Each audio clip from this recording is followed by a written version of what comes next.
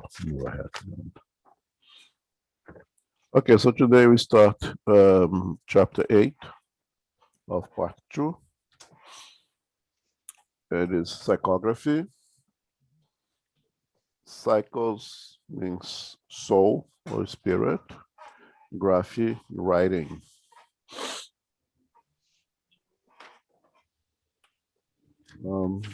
I was debating if I should have this comment before or after, but now I decided to do after. So let's start reading. I'm sorry for what I was going to read. It's going to be long readings because the topic is very simple. It's very easy. It's quite repetitive. And there isn't much to comment, as you'll see. So can you please read 152 and 153, please? Okay. Indirect psychogaphy, baskets and plachettes. Spiritist science progressed like all the other sciences, but even more rapidly. Only a few short years separate us from the primitive and incomplete methods that we trifling call table turning, to where we are now, communicating with spirits as easily and quickly as ordinary persons do among themselves and by the same means, speaking and writing.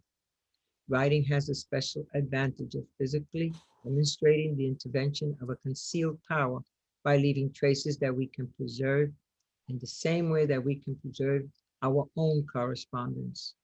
Our first method was to use plachettes or small baskets filled with a pencil in which we were prepared as follows. As we have stated, a person gifted with a special aptitude can produce a rotational movement in a table or other object. Instead of a table, let us take a little basket of 4 to 6 inches in diameter. It does not matter if it is wood or wicker. The substance is not important. Now, if we firmly attach a pencil to the bottom of the basket with the tip pointed downwards and keep it balanced on a sheet of paper while placing our fingers on the edge of the basket, it will begin to move. Instead of turning, however, the basket will guide the pencil in various directions on the paper in order to trace meaningless symbols or letters. If a spirit is evoked and wishes to take part, it will respond not with raps, but by writing. The movement of the basket is not automatic like that of the turning tables. It becomes an intelligent process. Rigged in this manner, the pencil does not return to the margin to begin another line when it reaches the edge of the paper, but continues to write in a circle. The writing thus forms a spiral, which requires rotating the paper in order to read it. The writing received in this way is not always very legible because words are not separated, but by using a sort of intuition that the medium can easily decipher it. For the sake of economy, we can replace the paper and pencil with a slate or slate pencil. We shall call this little basket by the name spinning basket. The basket is sometimes replaced with a cardboard box similar to a little pill box, with the pencil forming an ascot, like in the game called teeter-totter. You can read the next one also, please. Many other gadgets have been invented for the same purpose. The most convenient is what we shall call the beaked basket, which consists in fitting to the basket a wooden spindle in an inclined position and sticking out of the basket a few inches, resembling a ship's bowsprit. After boring a hole in the tip of the spindle, the pencil is placed in it, which is long enough to rest its point on the paper. Then the medium places his or her fingers on the edge of the basket, and the entire instrument moves with the pencil writing as described above, except that the writing is usually more legible with spaces between the words, and the lines are not in spiral but in parallel as in normal writing, because the medium can easily return the pencil when each line is finished. We have obtained dissertations of many pages using this method and as rapidly as if we had handwritten them. Thank you. Thank you, Suraj. Okay. So psychography, again, psycho, souls, or spirit, graphy, writing. And what you see over here, as Kardec explains very well, it is in every field of sciences and therefore in human progress, which is spiritual progress. It seems that all of our activities, as it evolve, it goes from a process of more labor intense, more muscle power intense, to a more intellectual intense, as it moves, as it progresses from the most simple, the first things, and progress to the more evolved. It seems like the development of a science of any area of humans goes indeed to the most material, to the most intellectual, and eventually to the most spiritual, which you don't talk very much, of course. And the development of the method for psychography in Spiritism, as observed, as studied by Kardec. I want to make sure they understand that. We're talking about psychography in Spiritism, and according to the science of Spiritism. It followed this same trajectory as Kardec observed the process going on and was careful to see this transition of going from the most labor intense, utilizing big, heavy machines, so to say, tables, start with table turnings. And for that, you go to plachettes, and then you go to baskets. And he describes all those things over here. And you see a evolutionary path in facilitating the process of communication. Always utilizing an instrument, a second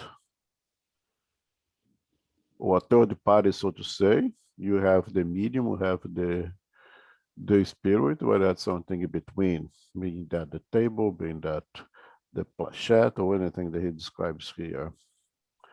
Kardec is very careful to say that the substance is not important. Whatever they develop in terms of baskets, instead of little things that look like a little boat, or the little things that looks like a totem, which the little game things like that children used to play with. Now children plays with electronic stuff. Is regardless what you use, and that's important to avoid ritualistic behavior. Or you have to go and get the specific, I don't know, wood from that specific tree that only grows in the Scandinavia. So now people in Scandinavia makes a lot of money of selling those trees now because we come out of that crazy ritualistic behavior. And so he's very careful to say substance doesn't import. It's not important. Okay. And one thing that you noticed over here also in this passage, for those who I like to ask, why doesn't God make us perfect? If that's our objective, why do you have to go through all this? You see over here, why didn't the spirits went straight to the psychography as we use today with a pen in the hand of the mirror and that's it? Why did they let us struggle to come to that conclusion by ourselves? Because he wanted to follow exactly this pathway of progress, of utilizing our own gift, that is our intelligence and our free will, to figure those things out. Could that come to us, the spirits of truth, the glaive, the spirit of truth, say, no, no, no, no, none of that. You don't need none of that. Just hold on to the pencil and we're going to send the thoughts and we're going to write it. But no, they let us to go through all these steps, 1, 2, 3, 1, 2, 3, until you get to the most simple and yet the most efficient way of expressing the thought of the spirits, which the final objective of psychography. Because in this progress, we progress. Is in this progress that we develop ourselves. It's not a given. We reach that by ourselves. And so it is in every science, and so it is with the good spirits. Even the spirits of truth, they would not just tell us how to do it, but give us the opportunity to exercise our own brains and figure out how to do it. Until you reach to the level where you're still using instruments in which things evolve to no longer writing on a piece of paper in aspiral, meaning that the words that at the very beginning in the psychography, the words come all together. There's no separation of the words. And I have never seen, I've seen a photo of those. And this continuum of writings would go around the board of the paper and towards the middle as an aspiral, which would be extremely hard to figure out. You have to be moving the paper. You have to make sure that you understand very well when one word ends and the other one starts. It could be pretty difficult. I have never seen any pictures or anything like that myself, but I would imagine that would not be very pleasant, much fun to do it. And then we come to the point that somebody figure out another technology, so to say, in which the instrument became much lighter, much easier to use by the medium. They was able to write in straight lines and underneath the lines with separation of words.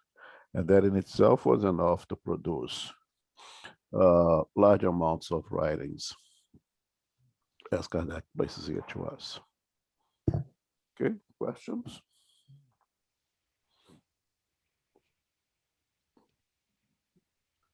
Again, this is very simple. It's basically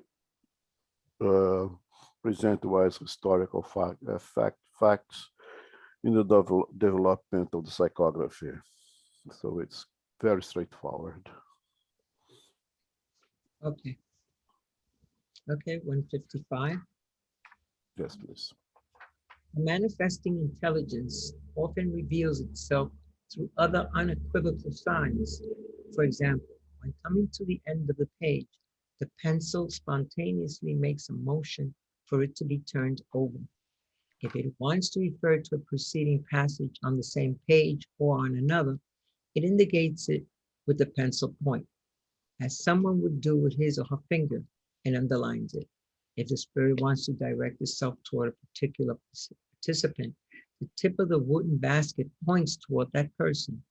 For brevity, it often uses a special sign for yes and no, as we do by nodding or shaking our head. If it wants to show anger or impatience, it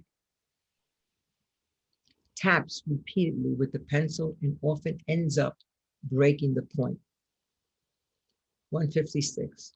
Some persons replace the basket with a type of specially made miniature table about 5 inches in length and about 2 inches in height, and with 3 legs and a pencil attached to it. The other 2 are rounded or fitted with a little ivory ball so that they can slide easily across the paper. Still others simply use a square, triangular, oval, or rectangular flechette about 5 inches long with an oblique hole near one of the edges into which a pencil is fitted.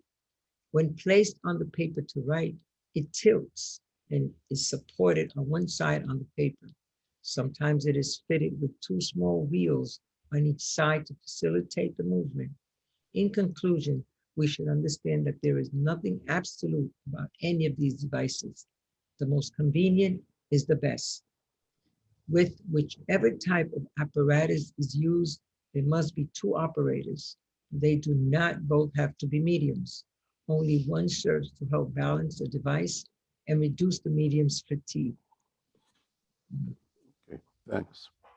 So again, more types of instruments developed to facilitate psychographies. We may actually laugh at seeing what people have created at one point for us using cell phones and having Zoom meetings, but pretty smart, pretty resourceful, the little gadgets that people was able to develop with the intention of being able to express the thoughts of the spirits. For us, they may seem even very funny, but at one point it took effort to come out with those ideas and figure those things out. And Kardec should mention that in all aspects of spiritual communication, and it's relevant, the spirit find ways, find means of expresses its emotions, its state of mind, and by doing so, the spirits will definitely declare themselves on where do they fit primarily in the orders of spirits that you just study right now. By the way, the spirit would behave with that pencil, not only the words that's right, the words purpose, of course, the most important thing, but secondarily, how do they use those manipulates when they use it in an angry manner, so brutal manner that even break the pencils and all kind of stuff. It declares, it shows which spirits are we dealing with in those communications. This is relevant. That basically will show our true colors eventually. You may pretend for a little while, but eventually our truth will come out in all those little things. And the spirit will declare itself in all those little things for those who are observant. And Kardec should to mention, we spoke about last week, for those who are paying attention, all those little things becomes a big, important thing in observation of the spiritual phenomena. Okay, questions, comments?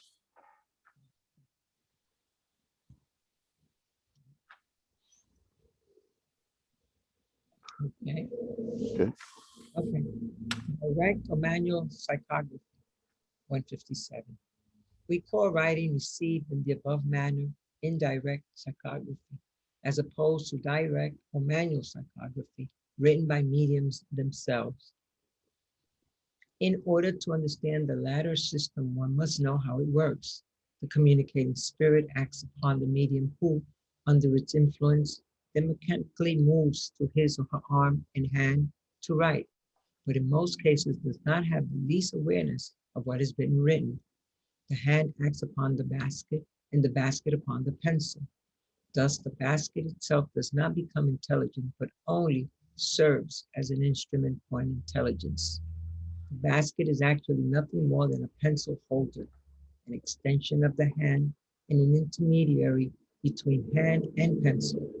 By simply eliminating this intermediary and placing the pencil directly in the medium's hand, we get the same result with a much simpler mechanism, since the medium writes as it does under normal conditions. Therefore, any medium who writes with the help of a basket, flechette, or one of the other device can also write directly. Of all the means of communicating, manual writing, which some call involuntary writing, is undoubtedly the simplest, easiest, and most convenient, since it requires no preparation. And like ordinary writing, it lends itself to more extensive dissertations. We will return to this subject when we discuss mediums. Yeah, I think we can finish this. Okay. When these manifestations first began to appear, and as no one yet had a precise understanding of them, there were many publications containing articles such as communications of a basket, of a planchette, of a table, etc. However, today we understand that such expressions are insufficient or erroneous, even without having to consider their frivolous character. Actually, as we have already seen, the tables, planchettes, and baskets are not intelligent instruments, although they are momentarily animated with fictitious life. Yet none of them can communicate by themselves. Understand to the contrary would be taking the effect for the cause or the instrument for the principle. It would be like an author writing under the title of his or her book that it had been written by calic pen or by a goose quill. Furthermore, such instruments are not exclusive. We know someone who, instead of a spinning basket, uses a funnel with a pencil in the neck. Hence, communications could be received with a funnel, a saucepan, or a salad bowl. If they are received by means of racks, not with a table, but with a chair or walking stick, then they will not be a talking table, but a talking chair or stick. One can see that what is important to understand is not the instrument, but the manner in which the communications are obtained. No matter what supports the pencil, if we obtain them by writing, we call it psychography. If by raps, we call it typology. It's in taking on the propositions of an actual science, spiritism requires scientific language. Thanks. Okay.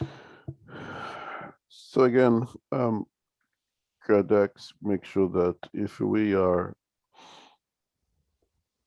students of a science, we have nomenclature that relates to that science.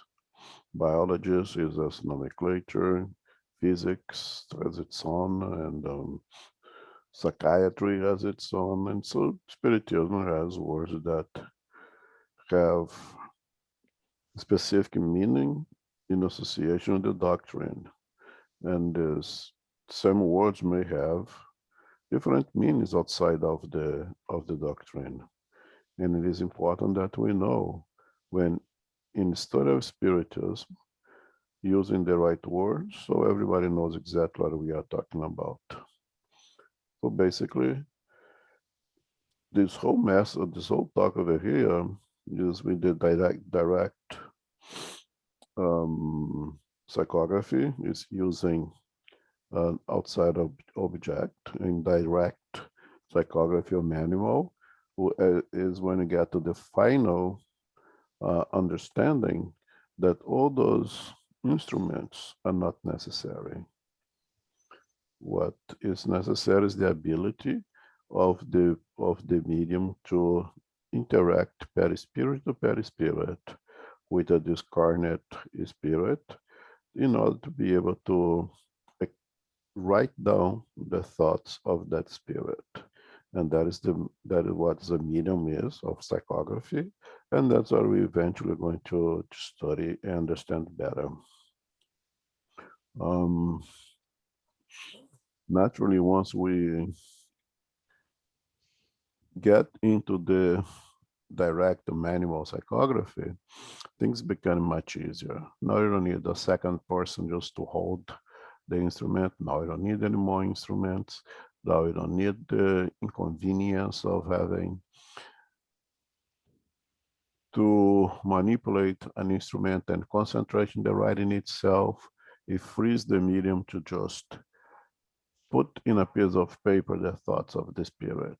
And by doing so, you'll be able to produce a large amount of documents. You know, you got someone like Chico Xavier that put up over 400 books by this method. So it is, without any doubt, the most efficient means of interact with spirits and providing and be able to express the thoughts of spirits better than psychography, of course, because it stays, it can be reevaluated, can be studied, and can perpetuate throughout time if you put in a good piece of paper. And again, because that comes to reinforce that the intelligent instrument in psychography is the spirit and the medium, not the objects. As much as people to try to create rituals, try to create fanaticism. It's a very simple, very obvious, very well explained means of interact with spirits, and in any way, the spiritism will accept the idea that inanimate objects, whatever the object may be, possesses intelligence.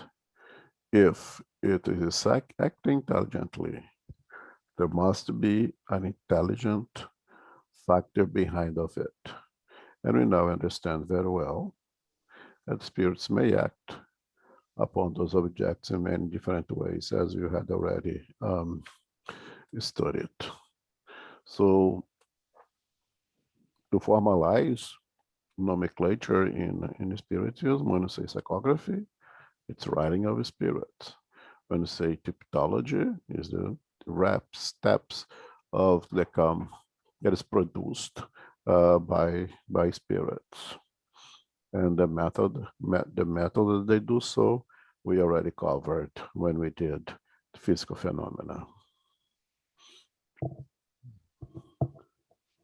Okay, question? Question. This is Carol. Hi, Carol. Yeah, hi. Thank you. May we include in a safe environment, protected environment, also the communication psychography through a laptop computer? Would that be stretching it? Or would that be a possibility? No, it's not a stretching. It's been very well documented that what is the terminology? Transdimensional instrumental communication that has been already since right after Kardec, we had already seen some of those things being done, in which communication with spirits have been present through radio. The spirits had used the radios to communicate. Spirits have used tape record when the machine was not even turned on. They had many types of spirits use on instruments. So why not a laptop, a cell phone, and all those things are fair game for the spirits. Thank you. Thank you, And naturally, you have to be a lot more careful as we develop those artificial intelligence that, what is artificial intelligence and what's coming from the spirits. We have to be a lot more investigative and a lot more careful and accept those things come from the spirits, because there are a lot of more options for us today. Great. Thank you. Thank you, Elmo. Sure.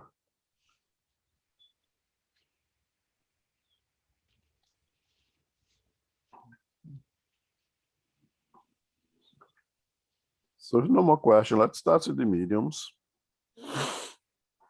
Again, the very beginning, things that you had seen, but here is a part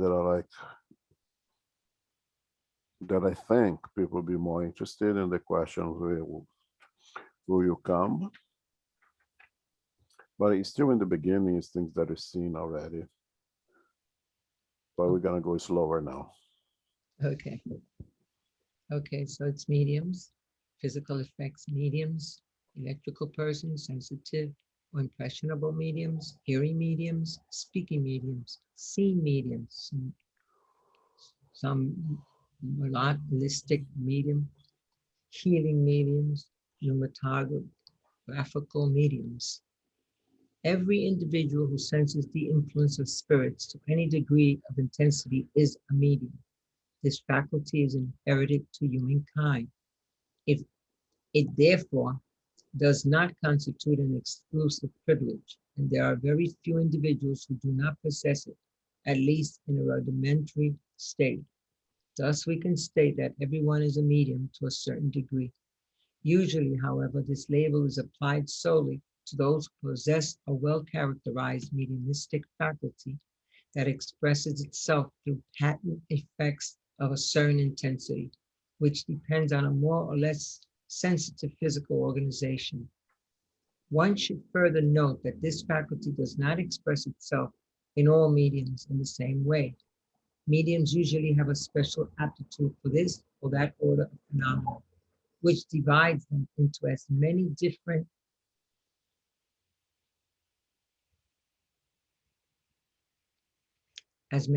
varieties as there are kinds of manifestations. The main varieties are physical effect mediums, sensitive or impressionable mediums, hearing, speaking, seeing, somnambulistic, healing, pneumatographic, writing, or psychographical mediums. Thanks. So, first question they're gonna say, who are mediums? And that's because that gives rise, all of us are mediums. This faculty is inherent to humankind.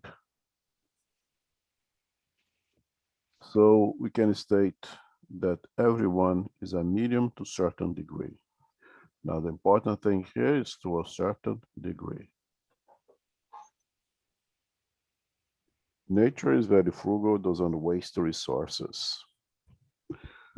So if it's true that divine providence puts a so-called spiritual guide to be with us, to inspire, to guide us throughout our existence or throughout our reincarnation here, if we have no means to interact with this person, with this spirit, what a waste of resource that would be, right? And we know that nature, God does not waste.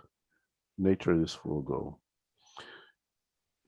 If God places someone to be as someone to guide and to inspire us, it's because we can interact. It's because we can receive the inspiration that guides us for that spirit. Only by that simple point, it's clear that we have some degree of mediumship because we can somewhat interact with the spiritual world. We know it's very clear in the Spirit's book when the Spirit tells that we are consistently being influenced by spirits. And the Spirit goes to say so much so that we can even say that they are the ones that runs our lives. Therefore, we are systematically being bombarded by influence from the spiritual world, and therefore we have a degree of mediumship. Now, the differentiation that we make and the word that we use is ostensive. Ostensive mediums are the ones that the effects, the consequences of that ability passes to everyone else some information, something of the spiritual world. You want to have a larger window, so to say, open to the spiritual world than the average medium. That's what they call the ostensive medium. Those are the ones who have a organic, physical disposition, something there that allow us to have this larger window open to the spiritual world that can and should be developed. And usually mediums will have that disposition, will have that talent in many different fields of expressing that talent in many different ways. Some are able to see more the spiritual world, some are able to hear more the spiritual world, some have greater facility to expand its perispirit and allow the approximation of a perispirit of a discarnate spirit. And through that, you have greater facility of writing the thoughts of the spirit, psychography, or a better equipped to use the phonation system, be able to verbalize, to speak the thoughts of that spirit, psychophony. Others that are able to draw, to paint, and so forth and so on, so many different ways. A medium may have, and very, very often does have, more than one attribute. Very often a medium of, let's say, of psychophony is also a seeing medium, is able to see the environment where that spirit is. So it's not limited, you can only have this. A medium may have the disposition, the hidden or opened talent to perform in different levels, different means of the mediumship when it's well developed. And again, this attribute, this talent, may be expressed early in age, may be expressed after one starts to study to understand this. I think those are the lucky ones, the blessed ones who kind of goes along understanding the process and dealing with the process, instead of being the ones who have to deal with this potential of experience the spiritual world. They have no idea what's going on. It's probably it can be traumatic, it could be a little source of torture to have this faculty different from most people around you have no idea what's going on. And different mediums with different talent will produce, again, different effects. And one of them is the physical effects that we are going to read now. Comments, questions?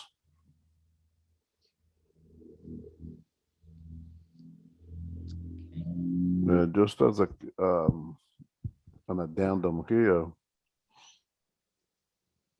once we are performing a mediumistic faculty or mediumistic phenomena, when you are interact and providing to others the result of interaction with the spiritual worlds, we are in some kind of a mediumistic trance.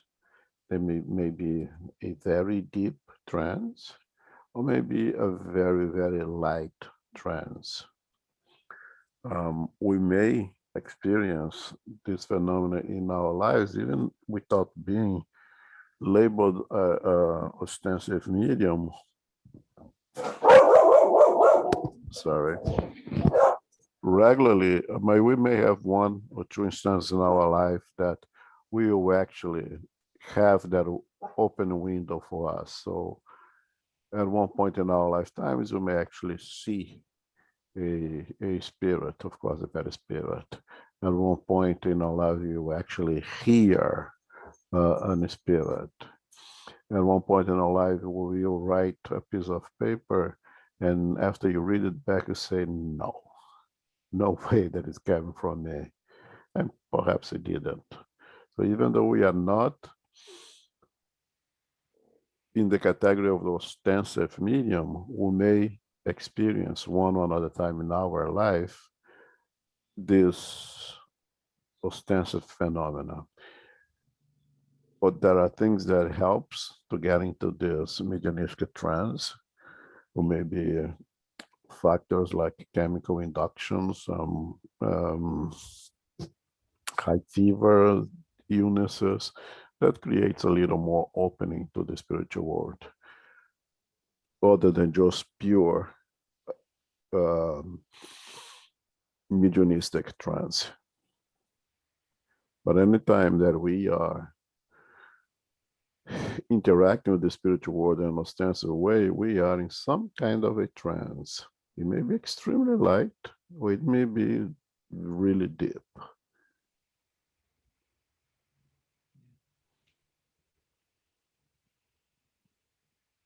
Okay?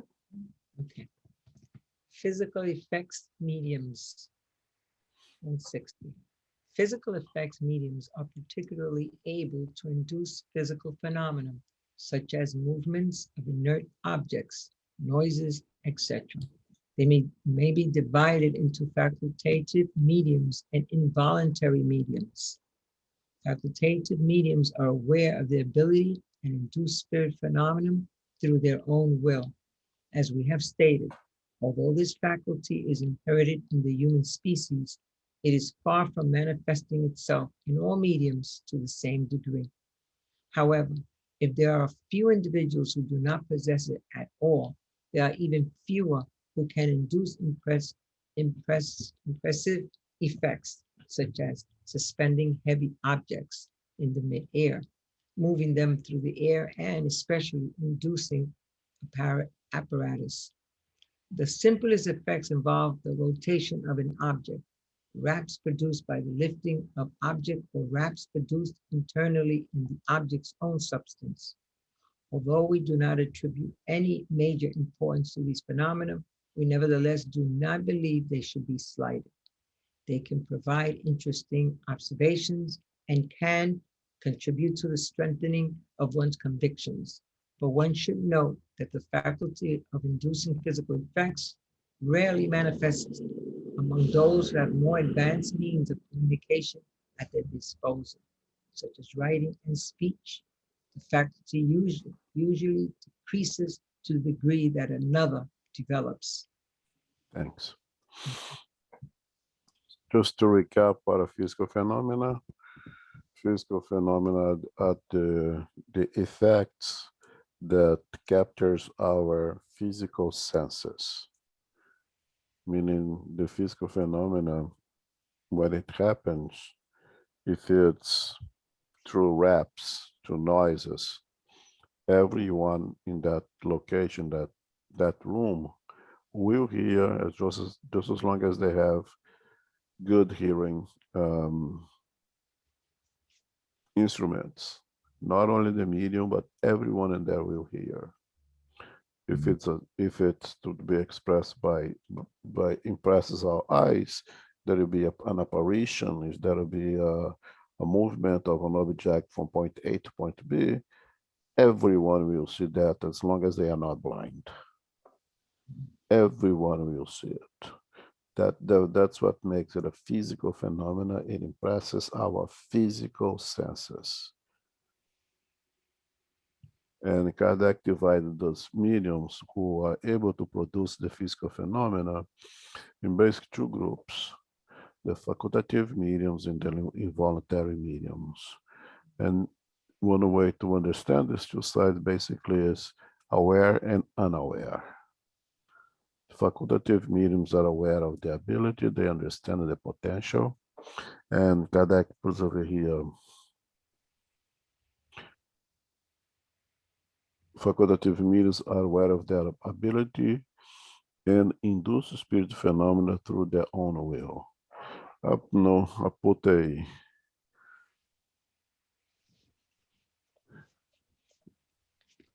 put a parenthesis here that you may be the greatest of the mediums if you don't have any spirit to work with you and participate in that phenomenon with you, all your great ability gonna go to waste. So it is upon your will to a certain limit, as long as there is any spirit that is going to work. You are the medium again is an instrument. Mm. The phenomenon who the individual, the intelligent being who produces the phenomena is the spirit. So I put a good entre parentheses over here when at on will. Yeah, it has ability. He knows that what it's capable of doing. You know that it's capable of, let's say, levitating. Okay, you know it's made to make tables float in the air, and we'll have a section and says that at 8 p.m. in Times Square, we're gonna make a yellow taxi drive a car float in the air, and everybody gonna go there to see. And if the spirits want to take part of that, yeah, it will happen. But that meeting with all the ability, if the spirit says, nah, today I don't feel like, there will be no show to anybody to witness. So regardless of being aware or unaware, the medium is an instrument being at the hands of the spirits, and the spirits are the one who truly produces the phenomena, not the medium. And Kardec makes a point to here that is very important, just as we spoken about in evolutionary pathway of things that are more labor intense, more materializing to more, and usually less efficient, to a more intelligent, to a more intellectual, to a more sophisticated to way, so does the mediumship goes.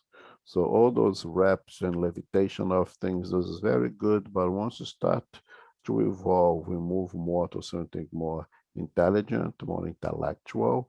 And when that happens, usually the physical phenomena tends to regress or being less used. As I said, mediums have different abilities. Perhaps a medium physical phenomena also have the ability of psychophony or psychography and have understood this potential. We will live beside the physical phenomena when its primary reason at one point was to call out our attention, to make us aware of this potential, of this new instrument that we can use for our progress. And our progress can be done much better through psychographies than by watching tables floating. Again, we see the pathway of progress in the doctrine itself.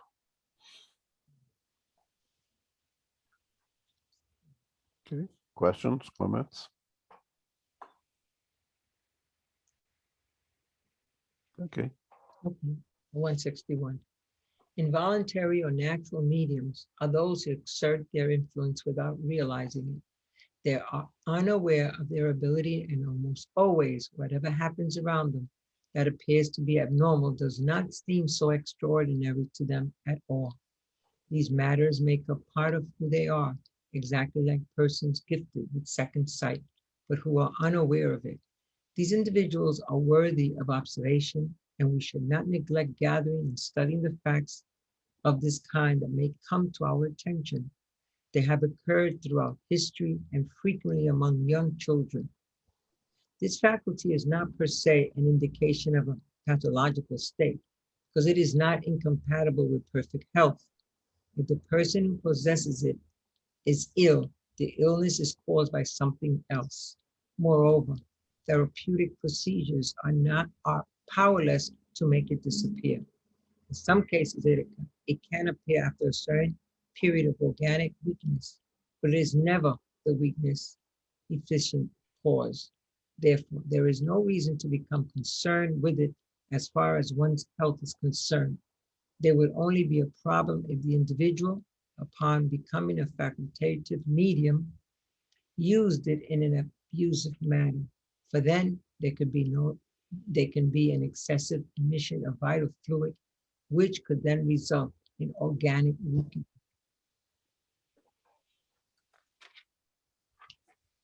Okay, so now another type of use of physical phenomena, the ones who are unaware of that faculty.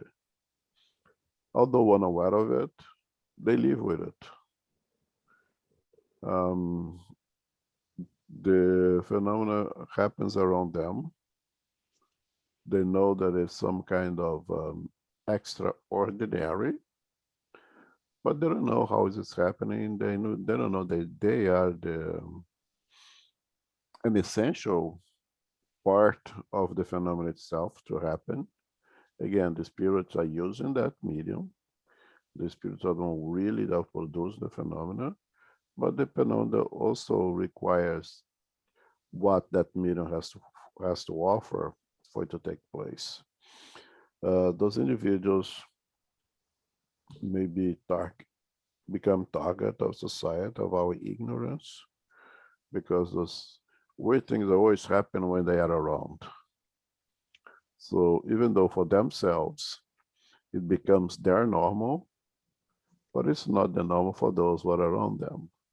And they may become target, maybe seeing that they are sick, they have this and they that. I mean, at one point they may be burned on a stake, may be called all kinds of things. But Kardec makes a point here that these are not sick individuals, individuals with an attribute, with an extra organic disposition to produce phenomena that now has to be studied, have to be evaluated, and not being a target of discrimination or anything like that.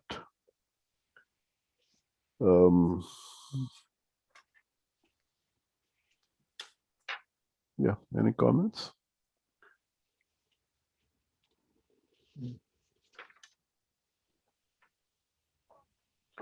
All right, we'll move on. Okay.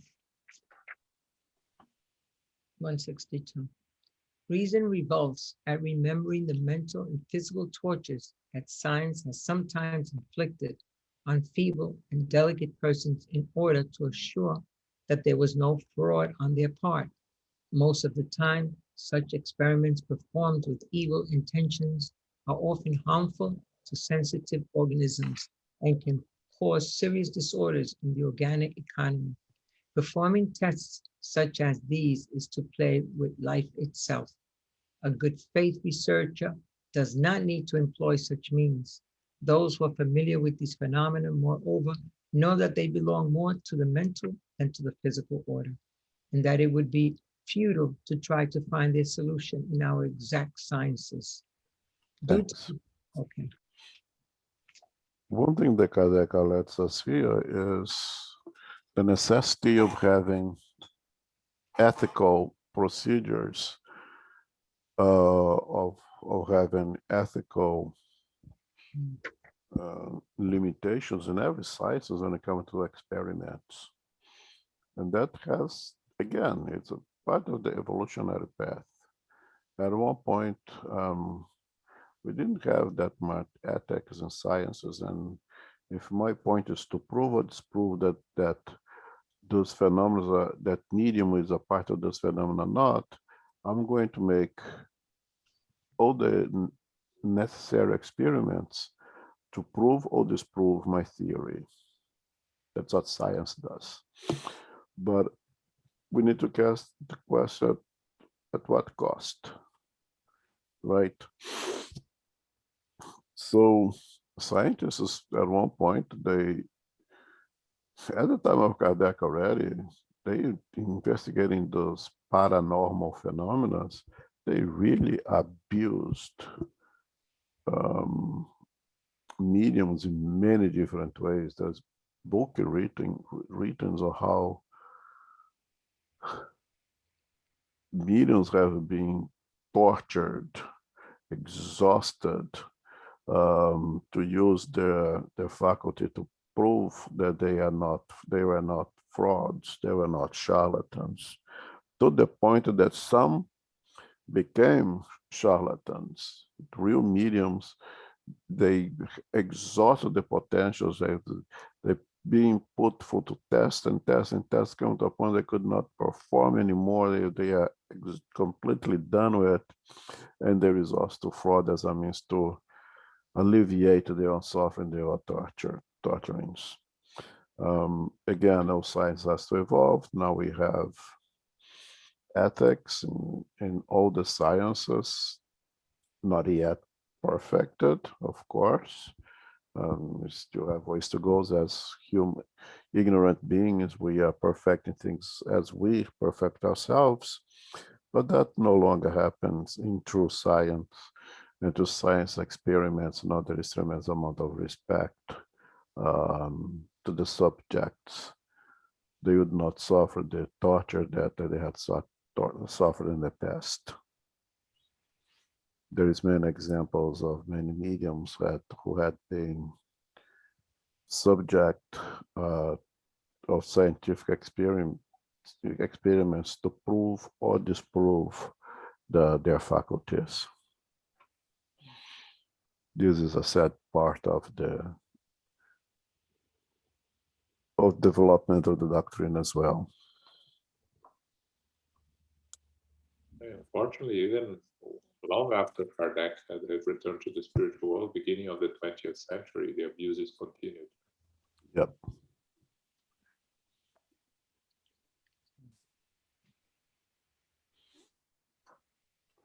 And Kardec makes a point here, some of them even maliciously. That's not even scientific anymore. It becomes more of the torture part of it than really a scientific experiment even.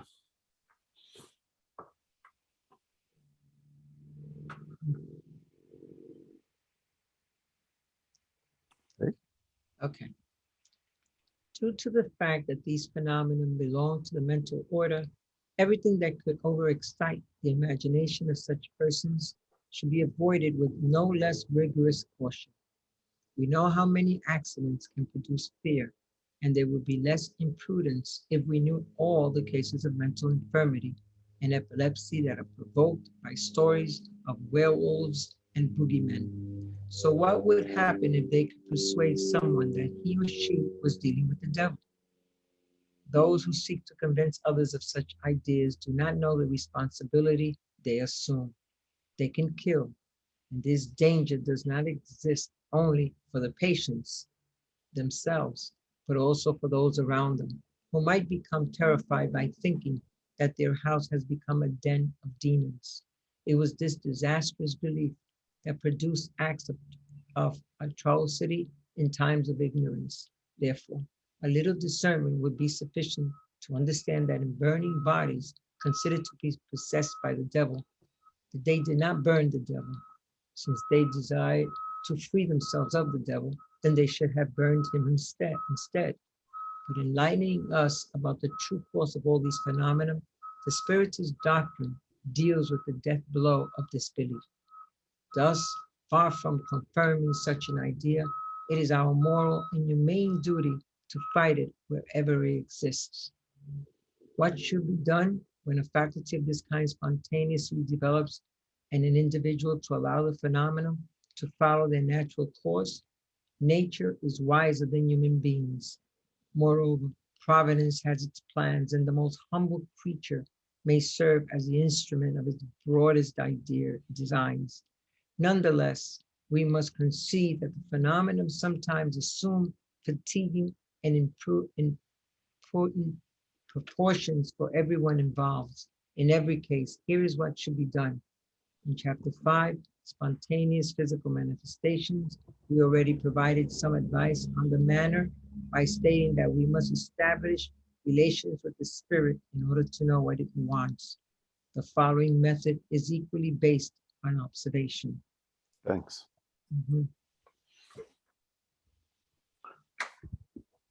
Let's imagine case of poltergeist, so to say, right? That things that happen inside a building and inert objects are being thrown from point A to point B, and the sofa is floating, and the TV turns on and off by itself, and there has been intelligence cause behind. Now you understand that it's spirits. There's as a physical phenomena. Physical phenomena to happen, there has to be a medium of physical phenomena aware or unaware of the phenomenon, most often unaware of the phenomenon. So let's assume that things of that manner is happening consistently when Elmo is around. Depends on the society where Elmo lives. Elmo's life is at risk. They say that Elmo is associated with the devil. We have to burn him on the stake. Let's assume that Elmo himself is a radical, ignorant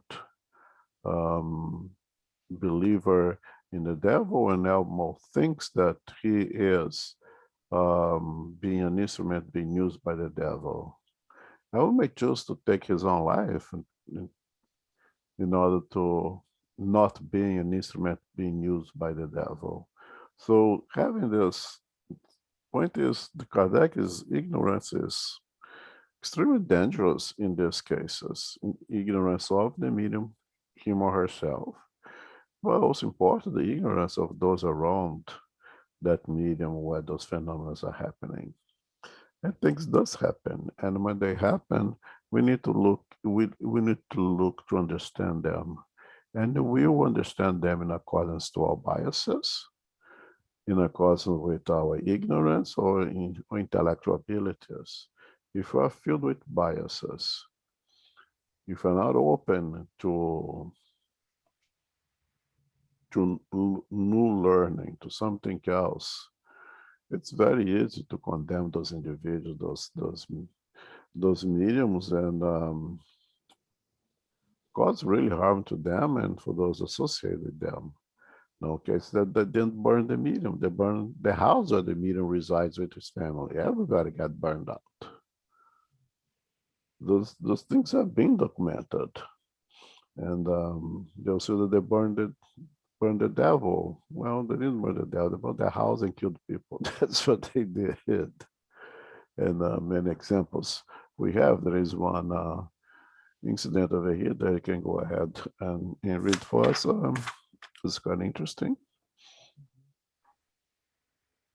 Elmo, we went over already. We did? 8:53. Oh, wow. Okay, so we're gonna leave this little interesting phenomenon for next week. I'm sorry, guys. Again, I Okay. don't have the habit of looking at clocks again. So bad. Okay. So let's make a final prayer. Okay. If anyone has any question.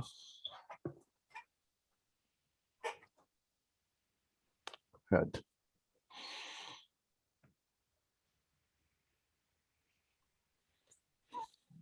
I'll say it, Elmo.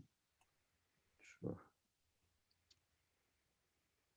To our Father, our Christ, our spiritual benefactors, our guardian angels, all who have contributed here to our beautiful meeting tonight in learning and understanding mediumship, different kinds that are so extraordinary to understand and to learn. We must then put ourselves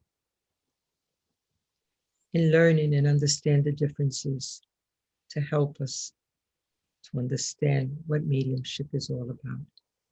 We are so grateful for the learning, giving us instructions, understanding, and most important, to put into practice in our lives. We are so grateful for the learning, for the understanding, for the patience that our teachers have with us. We are grateful for them and for all the spiritual benefactors that are here assisting and guiding and helping us. Thank you, dear Lord. And we ask as we leave here today, we continue through our prayers and helping the outside world, the spirit world and the physical world, in all the difficulties that our lives are going through. May we continue with our prayers, guiding and assisting them. And may we continue throughout the week with our study groups and return again next week with our hearts full of gratitude and gratefulness. Thank you, dear Lord. And with that in mind, we ask permission to close our meeting tonight. So be it.